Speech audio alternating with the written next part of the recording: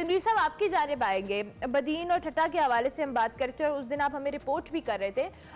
क्या सूरत हाल है ताज़ा तरीन वहाँ पर, और क्या जो फैक्टर्स हैं जो आपने अभी तक नोटिस किए हैं, क्या अपडेट्स हैं जो आप हमारे साथ शेयर कर सकते हैं?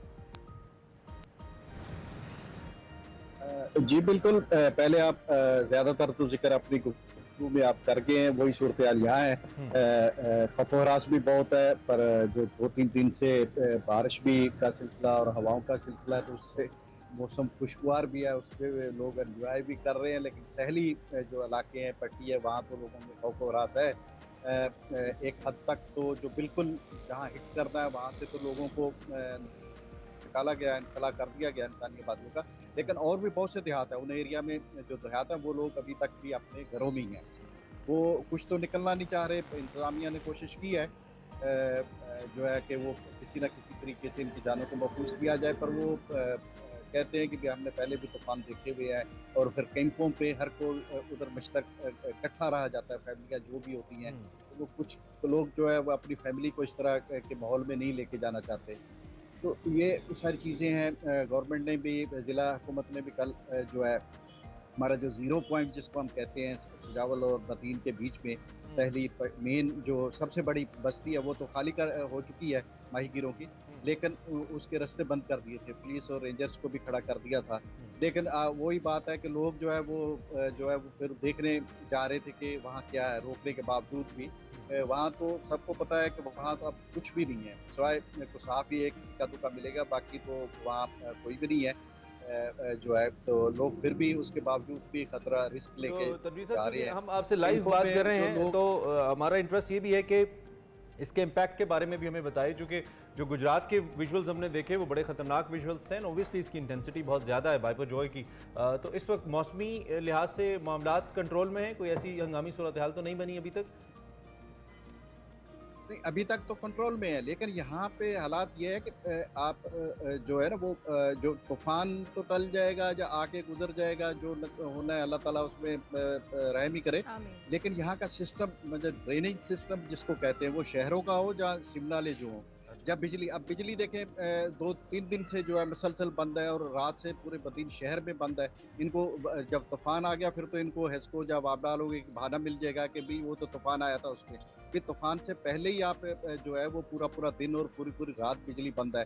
अच्छा, ड्रेनेज सिस्टम जो है वो हर साल उस पे अरबों नहीं खरबों रुपए जो है वो जारी होते हैं, काम भी होता है। और मैं ये बताता चलूँ कि पाकिस्तान का सबसे बड़ा निकासी आब का जो मंसूबा है, जिसको हम LBOD या लेफ्ट बैंक आउटफॉल ड्रेन कहते हैं, वो भी पूरे सिंध का पानी लेके बदीन से ही गुजरता है और फिर समुद्र में जाके वो खारिज होता है। तो वो 99 का जो समुद्री तूफान आया था, तो समुद्र की साइड पे जो सिम नाला था वो सबसे बड़ा पाकिस्तान का, वो उस टाइम उसको उसके किनारे उसने पुश्ते उड़ा के रख दिए थे। आप देखें कि 24 साल हो गए हैं, ये उसकी मरम्मत नहीं कर सके, उसको बहाल नहीं कर सके। अब पानी ऐसे पानी के रहमो करम पे जब सैलाब आता है तो वो मीठे पानी जो दरिया का पानी होता है। That's so unfortunate। तनवीर साहब, आपसे मजीद भी बात करते हैं, जो कि आफ्ताब खान भी हमारे साथ मौजूद है। कराची की सूरत हाल पे भी बात कर लेते हैं। आफ्ताब साहब, शुक्रिया आपका भी। क्या अपडेट्स हैं कराची को लेकर, और अभी जो फासले के हवाले से भी बात करेंगे, और अभी जो मैं शुरू में बात कर रही थी आवाम की जो सर्विलेंस है या उनकी चेक एंड बैलेंस है, उनको रोकना है, वो भी एक चैलेंज है मुझे लगता है इंतज़ामिया के लिए। क्या देखा आपने इस हवाले से? जी बिल्कुल, ये चैलेंज तो माजी में भी रहा है। चाहे वो एक इमारत भी अगर शहर में गिरती है तो लोगों का यही रवैया रहता है, जो हम गुज़श्ता 2-3 दिन से डिस्कस कर रहे हैं, कि अगर रज़ाकारों की तादाद 10 होती है जो रेस्क्यू कर रहे होते हैं, या 15 होती है, तो वहाँ 1500 लोग खड़े होते हैं सिर्फ वो तमाशा देखने वाले। इसी किस्म के मनाज़र बहरहाल पे, साइंस पेज पे, हॉक्स बे पे कल भी ये सिलसिला जारी रहा। इदारे पूरे दिन जो है लोगों को ये मुंतशिर करते रहे विशल के ज़रिए, मेगाफोन के ज़रिए। लेकिन ये कि इसमें सबसे जो गंभीर सूरत हाल पैदा ये हो रही थी कि लोग बाकायदा गाड़ियों में भर के अपनी फैमिलीज़ के साथ भी पहुँच रहे थे। इस तनाजुर में सिंध पुलिस की जानिब से कई FIRs भी की गई है, कुछ लोग गिरफ्तार भी हुए आज से कोई 3-4 दिन पहले। तो ये सिलसिला तो बहरहाल जारी था कल भी। इसके अलावा अगर तूफ़ान से इसके कराची से फासले की बात करते हैं, तो इस वक्त कराची के जुनूब में तकरीबन 220 किलोमीटर के फासले पर है, और सबसे कम फासला अभी भी केटी बंदर से है। अभी जो 28वां अलर्ट जारी किया है महकमा मौसमियात ने, दो की वो रात गए जारी किया है तकरीबन 2:30 से 3 बजे, लेकिन वो अब तक का ताज़ा तरीन है। और उसके मुताबिक जो है वह जो गुजरात पोर्ट है भारत की, उसका जो पोर्ट एरिया है जखाओ, वहाँ पे जो है ये उसको क्रॉस कर चुका है। और अब जो है तूफ़ान इस वक्त जो है पाकिस्तान और भारत के जो है वो संगम के ऊपर है, यानी जो दोनों जानिब का इलाका है वहाँ पर ये मौजूद है। और इसमें अब ये इम्कान ज़ाहिर की है कि कल सुबह जो है ये तूफ़ान जो है वो कमज़ोर होगा, यानी 1 दर्जे नीचे आएगा और ये फिर से ट्रॉपिकल साइक्लोन रह जाएगा। और उसके अगले मरहले में यानी 16 जून की शाम को जो है ये वापस डिप्रेशन यानी दबाव में तब्दील हो जाएगा। ये वो शक्ल है इसकी जो दूसरा दर्जा हुआ था, क्योंकि जब ये लो प्रेशर से डिप्रेशन बना था तो समझे कि ये बिल्कुल ही आखिरी दर्जे से 1 दर्जे ऊपर का होगा, सिर्फ एक दबाव रह जाएगा और उसके बाद इसकी शिद्दत यकीनी तौर पर उस किस्म की नहीं रहेगी। लेकिन ये तूफ़ान अपने साथ जो हवाएं और दीगर जो बादल और जिस किस्म की तुग़यानी ये समंदर में लेके चला है, तो उसके असरात बहरहाल न सिर्फ कराची बल्कि दही सिंध के उन अज़ला में जिसके बारे में पहले ही पेशगोई की गई थी, वहाँ पर ये नमूदार होंगे। कराची की अगर बात करूं तो इस वक्त मौसम जो है कभी अबर आलूद और कभी जो है मतलब साफ हो जाता है। ये जो लोग देखने गए हुए थे तूफान, किसी से बात हुई आपकी, उनको कुछ दिखा? क्या दिखा उनको, पूछा आपने? जी, इसमें एक बहुत बड़ी तादाद तो वो जो सोशल मीडिया पे जो लोग ज़्यादा अपने सोशल मीडिया पे इसके लिए काम कर रहे होते हैं, वो भी एक बहुत बड़ी तादाद थी। और इसके अलावा जो है, और उसमें ये भी बताया गया कि कल भी कुछ टिकटॉकर जो गिरफ्तार भी हुए वहाँ से, क्योंकि वो बार बार जो है वो वायलेट कर रहे थे इस तमाम तर मामलात को। तो उसके अलावा जो है एक मुहिमजुई जो है वो शौक़ होता है, जो लोग देखना चाह रहे होते हैं कि लहरों की बुलंदी देखें। हालांकि वो समंदर नॉर्मली जो है वो अपने सिर्फ एक पुश्ते को अबूर करता है, बाकी इस तरह की सूरत हाल तो अभी पैदा नहीं हुई है।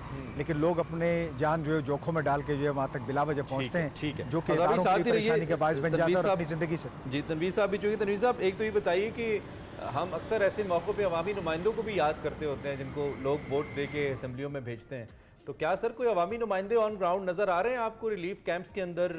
यकीनी तौर पे जो मैंडेट है यहाँ पे आई बिलीव पाकिस्तान पीपल्स पार्टी या GDA का होगा, I am not pretty sure, क्योंकि इलाका तो ये GDA का भी है। तो क्या अवामी नुमाइंदे ऑन ग्राउंड नज़र आ रहे हैं इस सूरत हाल में? हाँ, जो है यहाँ से सूबाई मिनिस्टर असमाई राव वो भी नजर आए काफ़ी कैंपों पे। एडवाइज़र हैं CM के हाजी गुलाम रसूल बख्श चांडियो, वो भी।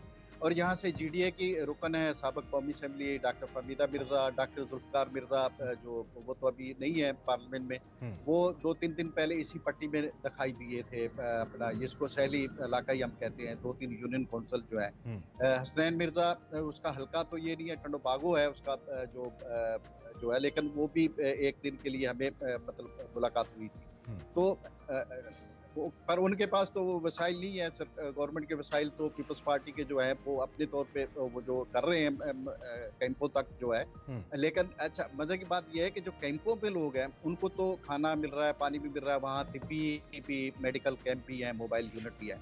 लेकिन उसी पट्टी में जो आम लोग रह रहे हैं, गरीब लोग जो झोंपड़ियों में, उनका यह है कि हम भी तो इसी खतरे में, अपने घरों पे रह के खतरे में हैं, हमें जो है वो तवज्जो नहीं दी जा रही, हमें जो है वो इस मौके पे जो है कोई राशन या वो चीजें नहीं दी जा रही। सबसे अच्छा, जो कैंपों में लोग हैं वो माहीगीर हैं ज्यादा।